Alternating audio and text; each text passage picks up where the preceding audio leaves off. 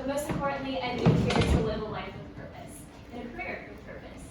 I'm from Southern California, and as you can see, I've been in love with the outdoors, nature, and the ocean for as long as I can remember. So much so that I became passionate about being sustainable, and I actually transitioned into a plant-based lifestyle about 6 years ago. I guess I've just been passionate about and fascinated with how food can be used as an eco-solution. But nevertheless, when I moved to New York, I was confronted with a lot of trash. And being the nerd that I am, I decided to study trash and how that's related to our food system. What I learned is that New York City produces about 4 million tons of waste each year, and about a third of that waste is actually food. What I also learned is that restaurants are one of the largest contributors of food waste that we produce here in New York City. And one of the main reasons is because about 58% of us eat our lunches out. So I'm sure some of us are guilty of that.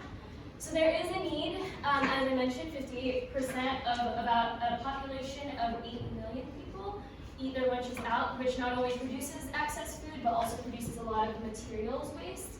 And there is a need. And this past year, the climate change strike occurred in New York City, and about 60,000 New Yorkers attended that strike. So what I've been learning is that there is an environmental desire. People want to be more sustainable. They want to be active in this space, but there is a gap between our desires to be more sustainable and our purchasing decisions. And why is that? So I've identified through my research the top 5 problems as to why we're not being more sustainable. One being climate change paralysis, and that's a term that I've coined because it's not that we're not aware of how to be more sustainable or more green, it's that we don't know what to do and we don't know what practices or what decisions have the largest impacts. Number 2 is consumerism. I don't think we can walk away from consumerism entirely, but I think that there is a way for us to transition to be more sustainable consumers. Number 3 is visibility. I'm sure some of us have seen upcycled materials, blankets, shoes, etc. But the problem is that they're not as visible in the marketplace at the moment. And cost and convenience. These are 2 main factors of why folks are not as motivated to be more sustainable. So I've considered these 5 problems in my research to inform a business venture in a form of a mobile application to hopefully motivate all of you and myself to eat with a purpose and also to make food with purpose. So this is the mobile application that we've created, and I say we because I have a team. So it'll locate nearby and local restaurants in New York City. We categorize it based on their sustainable practices. This is the map view. You can order food on the mobile application, or you can reserve your table. So similar to a lot of food apps these days, the mobile application will also tell you your impact. So by ordering the vegan bowl, you saved about 1.8 pounds of water, etc. So it solves that social impact issue. Beyond being a discovery platform, we're also gamifying and incentivizing sustainability. So you can earn points every time you eat or dine at one of our partner restaurants. And you can use those points to redeem them for a zero-waste cooking class or a free serve class, something that I would suggest everyone do.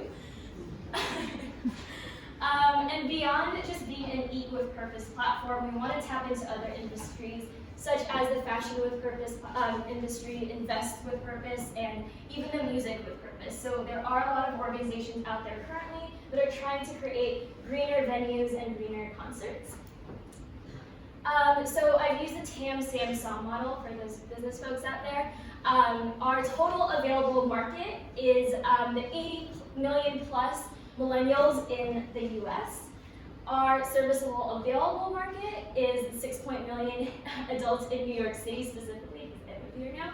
And adults are qualified as primary credit card holders, and they actually need a credit card to use our mobile application. So I've just narrowed it down. Our specific share of the market is about roughly 180,000 environmental enthusiasts in New York City. So this photo right here is actually at an exhibit called Arcadia Earth, which is right across the street from NYU. And Arcadia Earth is a new sustainability exhibit. This is a Hubs program meeting with Oceanic Global. So that's our target market. Just to go over a little bit about our traction, market validation. Consumers are super excited about it. We have about 300 people waiting for the app to be released. Our restaurants are also excited about it because they feel that this is a new advertising channel to really highlight their sustainable practices. And of course, our eco groups, so Oceanic Global, Drawdown NYC, 350.org, they're super excited to just find a place where they can all unite and, amplify their efforts and partner with restaurants. Our business model is not too far off from current food apps. Most restaurants it's not unusual for them to pay anywhere from 10 to 30% per transaction for food apps anyways. So Uber Eats, Postmates, OpenTable, these are all already existing platforms, and we would just be another one of them. So yeah, not unusual. And I do want to bring attention that I have Uber Eats up here and Postmates, and I do recognize that they are either direct competitors or indirect competitors. But with the apps that currently exist in the market, there isn't a specific sustainable focus, and there isn't a gamification method at the moment. So we'll be first in the market to do so. Just to walk you through my timeline, I started my interviews and kind of this idea in the summer. So these are just some small clips of some of our interviews. I can't play all of them for you. They're anywhere from 30 minutes to an hour long, but they're very interesting, and I learned a lot. In the fall of 2019, so just a few months ago, I also built a team. This is us in one of our meetings. We've applied to a few grants, we've created a business plan, and we also built the prototype that you saw earlier. In January 2020, gosh, it's soon, we are prototyping with just salad, and I've had a conversation with the Cool Food Pledge. And you guys are one of the few people to first find out about this, but we have also been selected as the semifinalists for one of the biggest competitions here at NYU Stern as a 300K semifinalist for the social venture competition. We're right there with purpose. Woo. And thank you.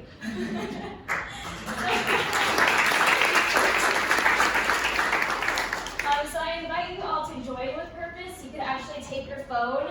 You don't need another app to do this, but you can take your phone, hover your camera screen over this QR code. You can join our waitlist. Thank you for trying it. Or you can follow us on Instagram or email us, or just email us. And I'm also passing out waitlist forms for us that aren't too tech savvy, so that you can also join the waitlist today. So thank you guys for letting me share.